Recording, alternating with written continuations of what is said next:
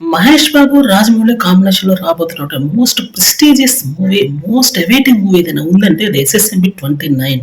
'Tom raider', 'Indiana Jones' సిరీస్‌లో వచ్చినటువంటి 5 సినిమాలు మరియు 'జాన్ కార్టర్' ఈ విభాగానికి చెందినటువంటి మూవీస్. అంటే పూర్తి స్థాయి అడ్వెంచరస్ మూవీస్ ఇవి.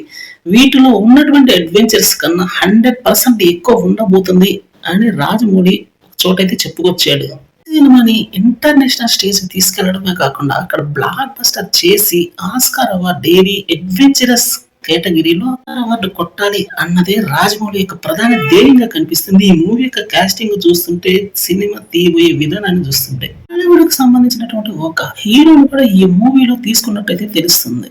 సుకుమారన్ మెయిన్ రోల్‌లో నటిస్తాడు అనేది ఒక టాక్ ఉంది. కానీ అతని కన్నా పెద్ద విలన్‌గా వేరే హీరోని అయితే తీసుకోవడం జరుగుతుంది. అతను కూడా హాలీవుడ్‌కి సంబంధించినటువంటి విలన్.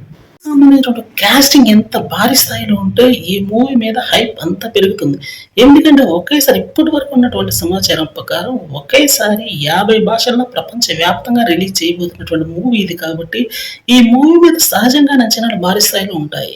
రాజేంద్ర ప్రసాద్ అయితే కరెక్ట్‌గా ఇదే మాట చెప్పుకొచ్చాడు. తెలుగు సినిమాని ఇంటర్నేషనల్ వేదిక మీద చూపించడానికి ఇంతకు మించినటువంటి అడ్వెంచరస్ మూవీస్ మరొకటి ఉండదేమో అన్న విధంగా అయితే చెప్పుకొచ్చాడు ఒక ఇంటర్వ్యూలో. వెనకాడకుండా తీయబోతున్నటువంటి మూవీ ఇది కాబట్టి ఈ మూవీ మీద ఇప్పటి నుంచి ప్రపంచవ్యాప్తంగా ఆసక్తి అయితే నెలకొని ఉందనే చెప్పాలి. ఆల్రెడీ 'త్రిబుల్ ఆర్' మూవీకి ఒక ఆస్కార్ అవార్డు వచ్చింది కాబట్టి నెక్స్ట్ ఆ డైరెక్టర్ నుండి ఏ మూవీ వస్తుందా అని అయితే ఖచ్చితంగా వెయిటింగ్‌లోనే ఉంటారు. వ్యాప్తంగా ఈ మూవీ మీద మాత్రం అటెన్షన్ చాలా ఎక్కువ స్థాయిలో ఉందని చెప్పడానికి ఇంతకు మించినటువంటి నిదర్శనం లేదనే చెప్పాలి.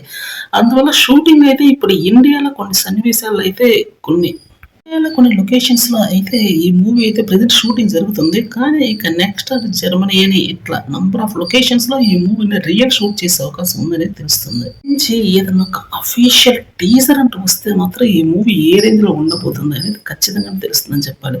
మహేష్ బాబుని ఒకేసారి స్టార్‌గా అయితే చూయించబోతున్నాడు కాబట్టి ఈ మూవీ యొక్క రేంజ్ అయితే చాలా పెద్దది. బడ్జెట్ కూడా పెద్దది. రాబట్టే కలెక్షన్స్ కూడా చాలా పెద్దగానే ఉండబోతున్నాయని తెలుస్తుంది.